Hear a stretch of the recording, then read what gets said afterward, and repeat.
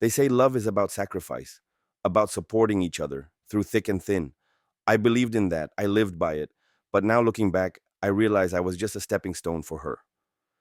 My name is Ryan. I'm 32 years old, and for the past 8 years, I was married to the woman I thought was my soulmate, Emma. We met in college, and I fell for her instantly. She was ambitious, kind, full of dreams. She wanted to become a psychologist, and I wanted to do everything in my power to help her achieve that. When we graduated, I landed a solid job in IT, while she decided to go for her master's degree. Tuition was expensive, and she wasn't making much from her part time job, so I covered most of her expenses: rent, bills, food, everything. I told myself it was worth it because we were a team.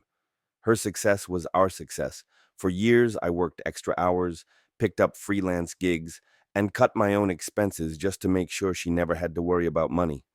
I encouraged her every step of the way, celebrated her achievements, and believed in her even when she doubted herself.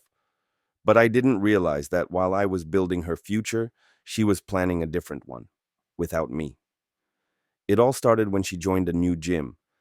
She had been complaining about stress from school, so I suggested she try working out.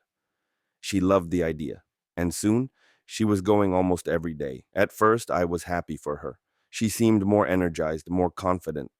I even paid for a personal trainer to help her stay motivated. That was my mistake. The trainer's name was Jason, a tall, muscular guy in his late 20s, exactly the kind of man women drool over. But I trusted my wife. She always told me how much she loved me, how grateful she was for everything I did. So when she started staying out later after gym sessions, I didn't question it. When she suddenly became more secretive with her phone, I ignored it. When she started arguing with me over small things, I thought she was just stressed. Then, one night, everything fell apart. I was working late trying to finish a project for a client. Emma had gone to the gym as usual, but something felt off. She hadn't texted me all evening. I decided to surprise her by picking her up, thinking maybe we could grab a late night snack together. When I arrived, the gym was already closing. No sign of Emma. I called her, but she didn't pick up. My stomach twisted into knots. I waited outside for a while, and then I saw them, Emma and Jason, walking out together, laughing. She wasn't dressed in her usual gym clothes. She had changed into a tight dress, makeup done, hair perfect. She wasn't coming home from a workout. She was coming from a date. I felt like I had been punched in the gut. My mind went blank. I didn't know what to do. I just sat there, watching as she hugged him, her arms wrapped around his neck the way she used to hug me. I wanted to scream, to confront them right then and there. But instead, I drove home, my hands shaking on the wheel. Maybe I needed proof. Maybe I wasn't ready to face the truth. That night, she came home late, smelling like cologne that wasn't mine. I pretended to be asleep, my heart pounding. The next day, I decided to check our shared bank account, and that's when I found it. Transactions at fancy restaurants, hotel bookings, even expensive gifts I had never received. I confronted her that evening.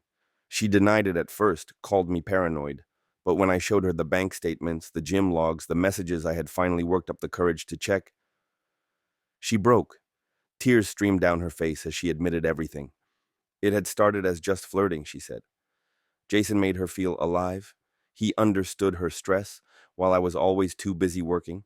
She swore she never meant to hurt me, but she did. I had sacrificed years of my life for her, and she threw it all away for a guy who spotted her squats. I packed my bags that night. She begged me to stay, said we could fix things, go to therapy, but I couldn't look at her the same way anymore. I couldn't erase the image of her in his arms. I moved out the next morning and filed for divorce within the week. The hardest part wasn't leaving. It was realizing that I had spent years believing in someone who never truly valued me, that I had built a future for a woman who had already checked out of our marriage. Now, months later, I'm in a better place. The pain still lingers, but I've learned my lesson. Love should be a partnership, not a one sided investment. So if you're out there giving everything to someone who only takes, stop. Because sometimes the person you're sacrificing for isn't planning to stay. What would you have done in my place? Let me know in the comments. And if you want more shocking Reddit stories, don't forget to like and subscribe.